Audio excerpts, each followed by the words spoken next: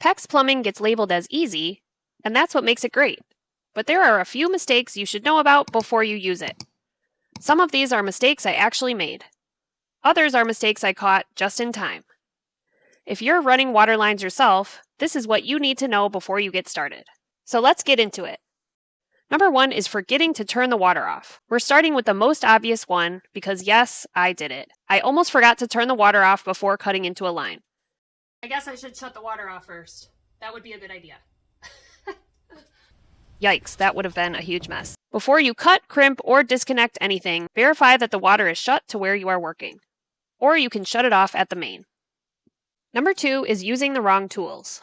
There are two main types of PEX, PEX A and PEX B, and you want to make sure your tools match the type of PEX you're using. I'm using PEX B with crimp rings to stay consistent with the rest of the house.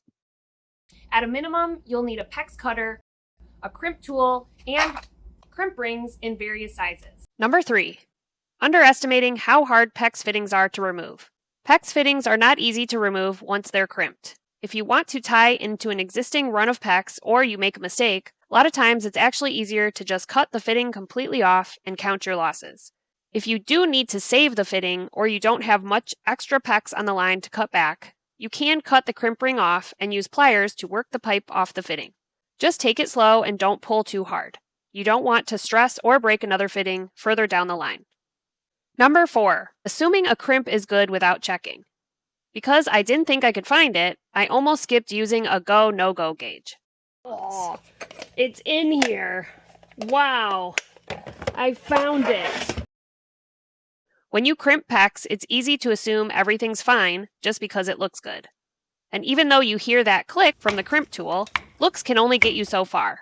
And plumbing definitely doesn't care how confident you feel about it. If the crimp isn't quite right, it can still leak later.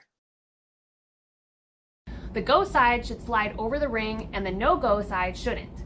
If it doesn't pass either of these, then the ring needs to be removed or re-crimped. Using a go, no-go tool takes about 2 seconds, but it gives you peace of mind that the connection is actually solid. It's a small step, but skipping it is an easy way to end up with a hidden leak behind the drywall. Number 5, bending PEX too much. PEX is super flexible. That's one of its best features. But I try not to rely on bending it for everything. Yes, you can curve it around a large radius, as long as you don't kink the line. But I intentionally avoid that here. Honestly, it just doesn't look as clean to me. I prefer using elbows because they keep everything neat and intentional. In this case, I ran the line across the ceiling and used a 90-degree elbow to drop it down the wall. It costs a little more, but the install looks cleaner and more organized. Bending PEX is great for long runs, especially coming off a main line. But for setups like this, where you will see the lines inside this closet, it makes sense to use crisp right angles and a layout that doesn't look like spaghetti. Pasta is for eating, not plumbing.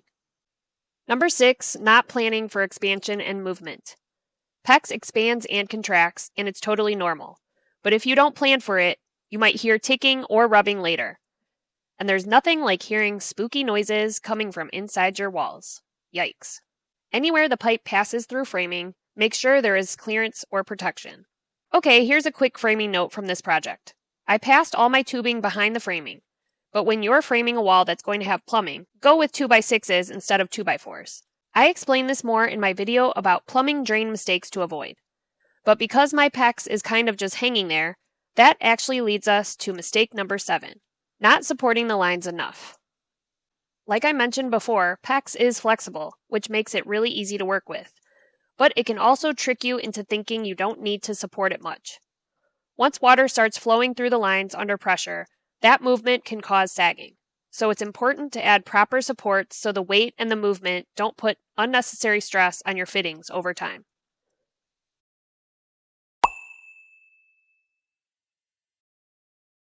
Number 8, not installing shutoff valves. This is actually a mistake I almost made.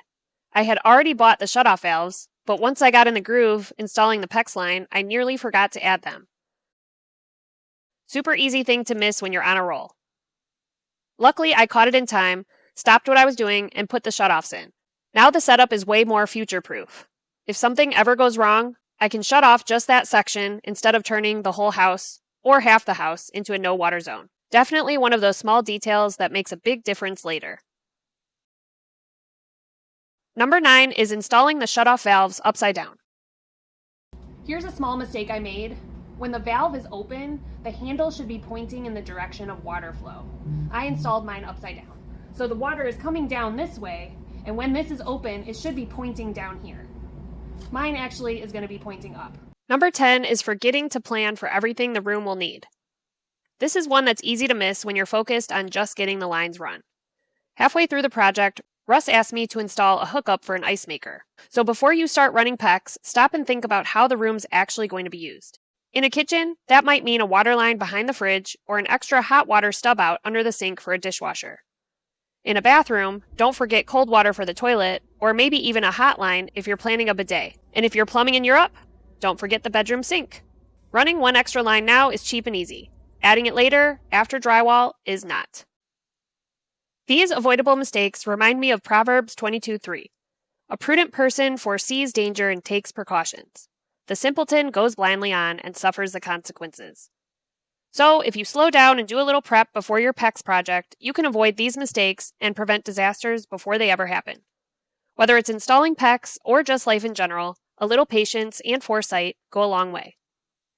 If this saved you from one mistake, hit the like button. In the next video, I'm going to break down some common drain plumbing mistakes and how to fix them. Make sure to hit subscribe so you don't miss it. Thanks for watching, and I'll see you next time.